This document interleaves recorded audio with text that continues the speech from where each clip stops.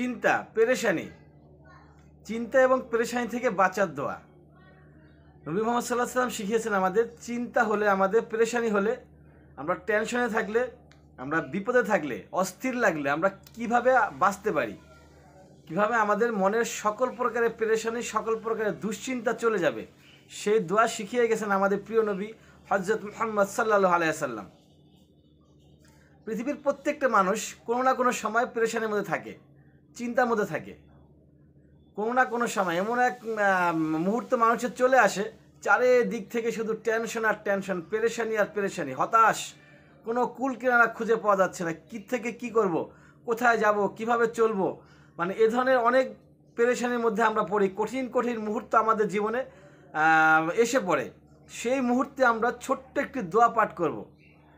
কতবার পাঠ করব, কখন পাঠ করব, আমরা আগে জেনে নেই যে দোয়াটা হচ্ছে কি। দোয়াটা হচ্ছে হাসবি আল্লাহু, হাসবি আল্লাহু লা ইলাহা ইল্লা হুয়া আলাইহি তাওয়াক্কালতু ওয়া হুয়া আরশিল আযীম ওয়া হুয়া রব্বুল আরশিল আযীম।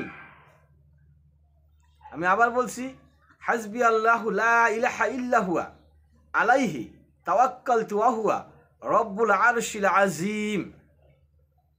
এই দোয়াটা আমরা যদি পড়তে পারি এবং বিশ্বাস করতে পারি কার উপরে? আল্লাহর উপরে, যে আল্লাহ আমাকে এই দোয়ার মাধ্যমে আমার সকল চিন্তা, সকল পেরেশানি, সকল দুশ্চিন্তা, টেনশন, হতাশ, ডিপ্রেশন থেকে আমাকে মুক্ত করবেন, তাহলে ইনশাআল্লাহ তাআলা অবশ্যই আল্লাহ পাক আমাদের মুক্ত করবেন। এখন প্রশ্ন হচ্ছে কখন পড়ব? পড়তে হবে হচ্ছে যে কোনো সময়। আপনি যে কোনো সময় পড়তে পারেন, তবে পড়ার সময় অবশ্যই আপনাকে পবিত্রতা অর্জন করতে হবে। আপনার দেহ পবিত্র হইতে হবে, আপনার পোশাক আশাকগুলো পবিত্র হতে হবে। তবে উত্তম সময় হচ্ছে নামাজের পরে। নামাজের পরে মানুষের পবিত্রতা থাকে, পোশাক পবিত্র থাকে, নিজের দেহ পবিত্র থাকে। কারণ অপবিত্র অবস্থাতে নামাজ পড়া যায় না, তাই সেজন্য নামাজের পরে পড়তে হবে। নামাজের পরে পড়া হচ্ছে উত্তম। ফজর হোক, জোহর, আসর, মাগরিব, এশা, এনি নামাজের পরে আপনি পড়তে পারেন, যে কোনো নামাজের পরে আপনি পড়তে পারেন। নামাজের পরে পড়া হচ্ছে উত্তম, তখন মাইন্ড ফ্রেশ থাকে, আল্লাহরও আমাদের প্রতি তখন মহব্বতটা বেশি বেশি থাকে। তা আল্লাহ যখন আমাদেরকে মহব্বত করবে, ওই টাইমে যদি আপনি কিছু চাইতে পারি, তাহলে অবশ্যই আল্লাহ পাক সেই চাওয়াটাকে পাওয়াতে পরিণত করে দিবেন। আরেকটি প্রশ্ন হচ্ছে কতবার পড়ব?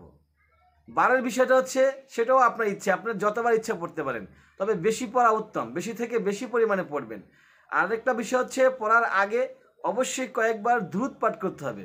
সর্বনিম্ন 3 বার দুরূদ পাঠ করে নেবেন, বেজোড় সংখ্যা দুরূদ পড়বেন, 3, 5, 7, 9, 11, এভাবে যত ইচ্ছে বেশি থেকে বেশি পরিমাণ দুরূদ পাঠ করে নেবেন, কয়েকবার ইস্তেগফার পাঠ করে নেবেন।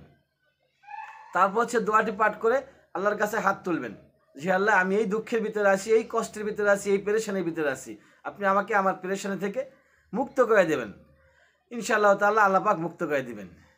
ও আখির দাওয়ানা আলহামদুলিল্লাহি রাব্বিল আলামিন।